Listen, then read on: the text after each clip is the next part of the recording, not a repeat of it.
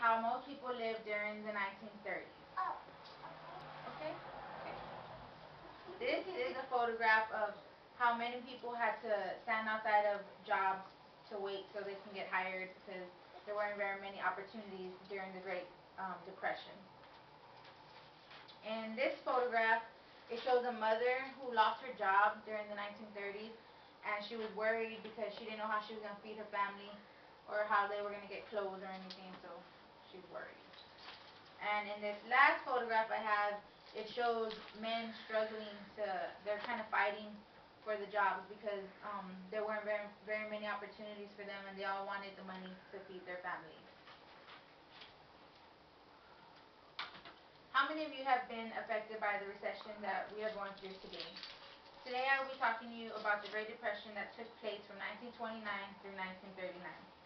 The Great Depression may not be exactly what we are going through today, but some say that it might be where we are headed. I think it is important for everyone to know what went on in the Great Depression, how it started, and more importantly, how it ended, because this could help us prevent it from happening again. First, we will talk about how the Great Depression came about, then we will discuss who was affected by it, and lastly, we will learn how we got through it. Let's begin by learning how the Great Depression came about. We will talk about how we got into such a tragic time. According to Amazon.com, the Great Depression began in October of 1929 when the stock market crashed. That day became known as Black Tuesday, according to www.enotes.com, because this is the day that people who borrowed money to buy high-priced stocks became bankrupt. This was the beginning of the Great Depression, but what boosted off the depression was when the banks started to raise their interest rates. As a result, people began to spend their money instead of saving it in banks. Another reason the Great Depression took off was because although businesses were making good money, they only distributed a small portion in low wages to their workers. The result to that was people had to buy what they needed on credit. During the 3 years after the stock market crashed, stock prices continued to fall. According to English.illinois.edu, it ruined many thousands of individual investors and started to strain banks and other financial institutes. By 1933, 11,000 banks within the United States had fallen. By 1932, unemployment rates were rising, and there were between 12 and 15 million unemployed workers. So the Great Depression started with the stock market crash and left 12 to 15 million people unemployed. With that being said, let's move on to who was affected by the Great Depression. Although the Great Depression started in the United States, it did affect the countries.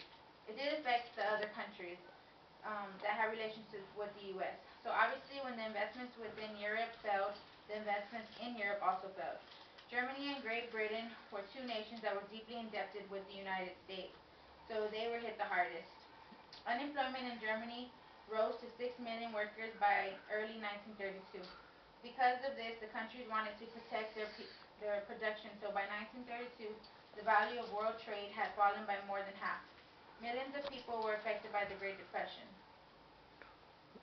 Millions of people lost their jobs, and farmers and businesses went bankrupt. Families could not feed their children and had to sell their belongings to get just a little bit of food on the table.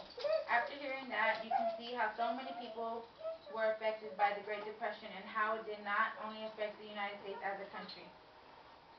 Now let's talk about how we got through it and what helped us.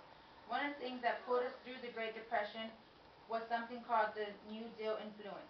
According to www.museum.siu.edu, one of the programs negotiated prices so that it could help families buy the things they needed. Another part of the program hired people as artists, writers, laborers, and construction workers. Social Security helped the elderly whose savings were all gone. According to www.nps.gov, the New Deal did not end the Great Depression. It only restored it to how it was back in 1929. World War II was said to be the real reason that the Great Depression ended. After World War II came about in Europe, the countries that were fighting needed supplies, so they looked to America to supply them. America entered the war after Pearl Harbor and sent over 10 million men and women to the military.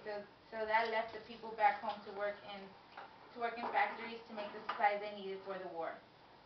The end to the Great Depression was due to the need of soldiers, pilots, workers to make weapons and aircraft. So with World War II being a huge help, America's economy was back on the right road and ready to begin all we lost. Today we discussed how the Great Depression started, who it affected, and how we pulled through the hard times of the 1930s. I hope as you leave here today, you don't take advantage of what we have.